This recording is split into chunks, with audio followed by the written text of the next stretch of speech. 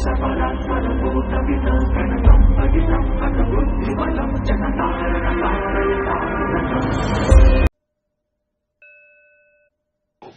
నమః శివాయ. శ్రీరామచంద్రాయ నమః. శ్రీకృష్ణదేవరాయల ఆస్థాన కవులైన అష్టదిగ్గజాలలో దూర్జటి మహాకవి ఒకరు. శివభక్తి తత్పరుడైన దూర్జటి మహాకవి అందించిన శమంతకమణి లాంటి శతకమే శ్రీకాళహస్తీశ్వర శతకం. ఈ శతకం భక్తి జ్ఞాన వైరాగ్య సంపూరిత ప్రబోధకం. ఆ మహాకవి దూర్జటి పదములకు ప్రణతలిడుతూ జ్ఞానప్రసూనాంబ సమేత శ్రీకాళహస్తీశ్వరునకు శతకోటి స్తుతులు సమర్పిస్తూ ఆ దూర్జటి మహాకవి యొక్క చరిత్ర తెలుసుకుందాం. ఓం నమః శివాయ. మొదటి భాగంలో మనం తెలుసుకున్న రోమస మహర్షి వారు మరియు ఈ దూర్జటి మహాకవి, ఈ మహనీయులిద్దరూ శ్రీకాళహస్తీశ్వర క్షేత్రంలో సూక్ష్మ రూపంలో కొంచు గడప క్రింద ఆ ఈశ్వరుని సన్నిధిలో ఇప్పటికీ ఎప్పటికీ చిరంజీవులే. ఈ దూర్జటి మహాకవి అపార శివభక్తుడు. శ్రీకాళహస్తి ఈయన పుట్టినిల్లు. తర్వాత శ్రీకృష్ణదేవరాయల ఆస్థాన అష్టదిగ్గజ పండితులు అద్భుతమైన కవిత్వం మనకు ఇచ్చారు. కానీ ఆయనకు చిన్నపాటి వ్యసనం ఉండేది. అది ఏమిటంటే వేశ్యాలోలత్వం. ఇది కొంతమంది నిజం అంటారు, మరి కొంతమంది అబద్ధం అంటారు. కానీ ఆయన రచించిన కాళహస్తి శతకంలో చదివితే చాలా పద్యాలలో ఆయన స్వయంగా రాసుకున్నారు. తనకు ఆ బలహీనత ఉంది అని, మోహిని ఎంత వంచినను రాత్రి అయితే వేశ్యావాటికకు వెళ్ళేవారు, పగలు అయితే మళ్ళీ పశ్చాత్తాపపడేవారు. ఆయనకు అపారమైన శివభక్తి వలన శివలింగం ముందు కూర్చొని కన్నీరు పెట్టుకునేవారు. ఏడుస్తూ, ఏమిటి స్వామి నాకీ బలహీనతని ఆ పరమేశ్వరునికి ఏడుస్తూ చెప్పుకునేవారు. శివానుగ్రహంతో రాసిన పద్యాలే కాళహస్తీశ్వర శతకం. తెలుగులో ఎన్నో శతకాలు ఉన్నప్పటికీ కాళహస్తీశ్వర శతకం స్థాయి వేరు. అసలు ఆ పద్యాలు చదువుతుంటే గుండె కరిగిపోతుంది. మనలో చాలా మందికి అందులో 100 పద్యాలు ఉంటే దాదాపు 90 పద్యాలు మనకు గుచ్చుకుంటాయి గుండెల్లో.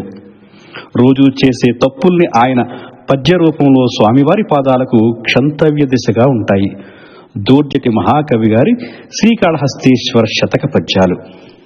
ఏ సాయంత్ర సమయమున ప్రదోష వేళనైనా పూజామందిరంలో పరమేశ్వరుని ఎదుట కూర్చుని ఈ పద్యాలు చదివితే కళ్ళమ్మట నీళ్లు కారుతాయి.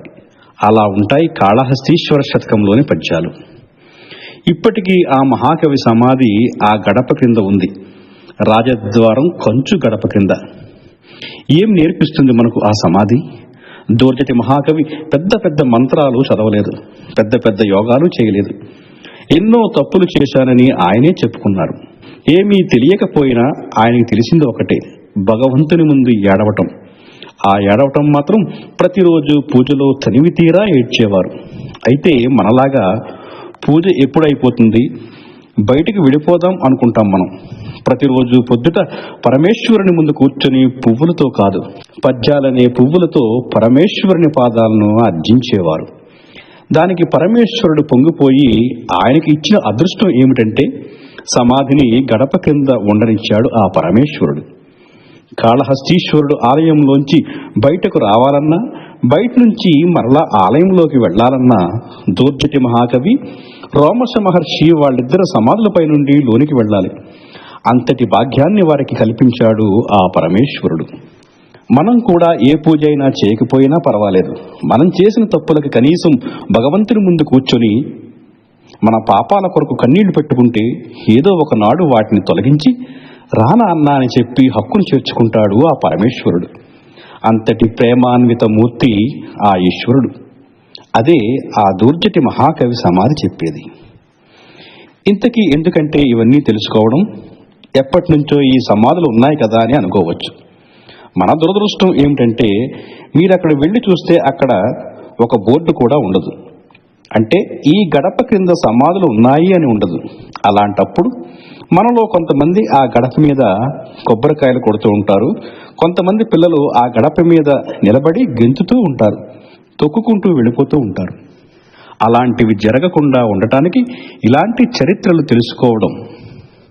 ఏ దేవాలయంలో కూడా ఎప్పుడూ గడపలను త్రొక్కకండి. తిరుమలలో గడప కులశేఖర అల్వారుల వారిది.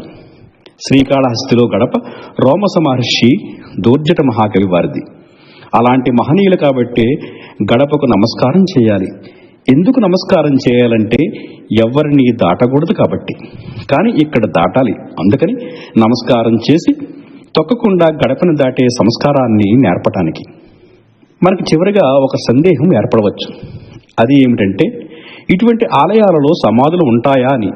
శ్రీరంగంలో రామానుజాచార్యుల వారి పార్థివ శరీరం ఇప్పటికీ అలానే ఉంది.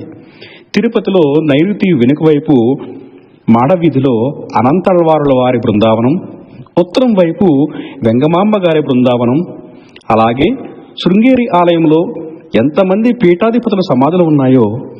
అసలు ఆలయం శివాలయం అనుకుంటాం. ఇది కూడా శృంగేరిని పరిపాలించిన ఒకానొక పీఠాధిపతి శ్రీ విద్యాశంకర స్వామి అధిష్టానం. అలాగే ప్రతి ఆలయంలో ఉంటాయి. శృంగేరిలో, తిరుమలలో, శ్రీకాళహస్తిలో, శ్రీరంగంలో. ఎందుకంటే ఈ మహనీయులందరూ భగవంతుని యొక్క మనసులో చోటు సంపాదించుకున్నవారు. మనస్సులో చోటు సంపాదించుకున్న వారికి ఇంత ఆలయ ప్రాంగణంలో చోటు సంపాదించుకోవడం ఎంత చెప్పండి. ఓం నమః శివాయ.